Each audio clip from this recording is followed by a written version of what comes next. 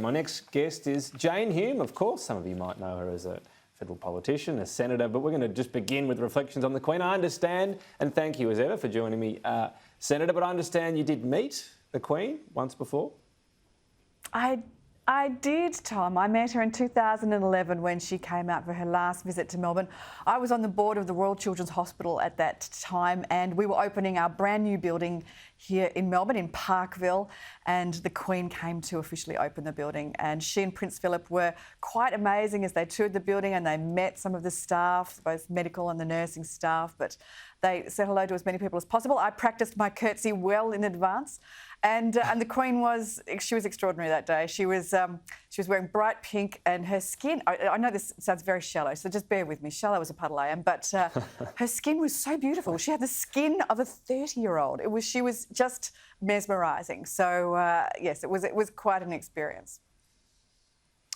She has been that constant, of course, in your life and my life. Will there be naturally a sort of diminished connection to the royal family for a lot of Australians with Charles as king? Is that just going to happen regardless of where you sit on the whole debate? I very much hope not. Obviously, King Charles, I should say, has a very special connection with Australia already. The continuity of the monarchy and a constitutional monarchy as a form of government, I think, is really important for Australia. You know, I heard this amazing stat. We know that the Queen lived through 15 different prime ministers in the UK, but there was this amazing story behind that. Winston Churchill was the first.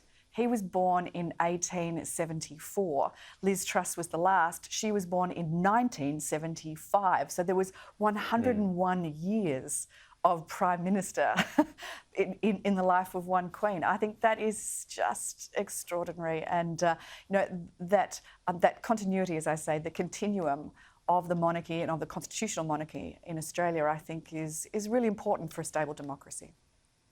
I actually tried to look up if you were a monarchist or Republican before the show. I'm getting the sense you're a monarchist. I am very much in favour of a constitutional monarchy as a form of government. I wouldn't go as far as I'm not a royalist. I don't wear the Union Jack underwear or any of that sort of stuff, you know. But I am very much in favour of anything that ensures that we have a stable democracy, and that's certainly what a constitutional monarchy has provided, not just in Australia, but right around the world. Well, we'll pick up on that perhaps when you've got your sparring partner Jenny McAllister back in a few weeks' time. I just thought I'd note that, and I couldn't find it anywhere online. So there you go. The RBA being grilled today at this committee. The last grilling was in February, and even back then we heard Phil Lowe say that there was an expectation rates would not change until 2024. Are Australians entitled to be a bit angry about what the RBA's had to say versus the reality? Well, I think the reality is it's been a very tumultuous period of time, in not just our economy, but in global economies. And the RBA makes decisions based on the information that it has at its disposal at that time. What I think was most interesting to come out of some of the testimony that we're hearing today, and admittedly I haven't been able to sit and watch all of it, but is that Philip Lowe believes that rates still may need to rise, albeit by not quite as large increments as we've seen in the last few months. But that's because there is still a need to rein in inflation.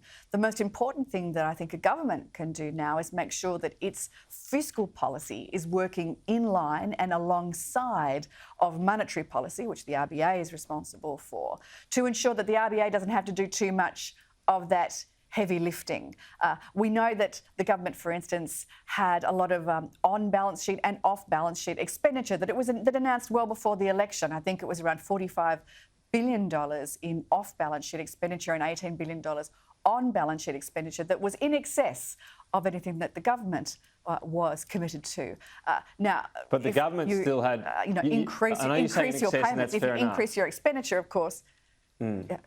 But if you increase your payments, obviously, well, then the RBA has to pull that lever that little bit harder.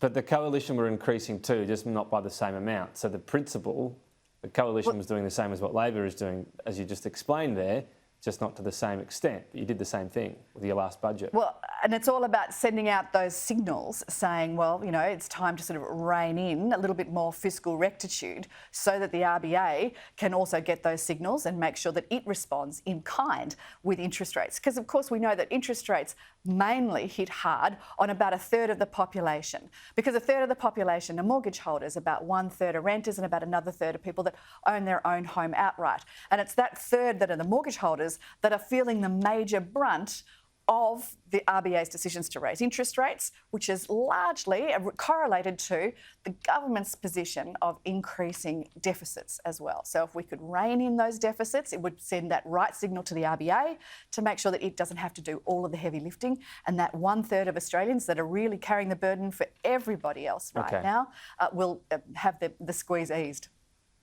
Should just note a huge part of what the RBA is having to do is all about inflation, both global and in Australia. We'll have to leave it there. We're a bit short on time today, but we'll talk to you next week along with Jenny McAllister as well. Jane Hume, thank you.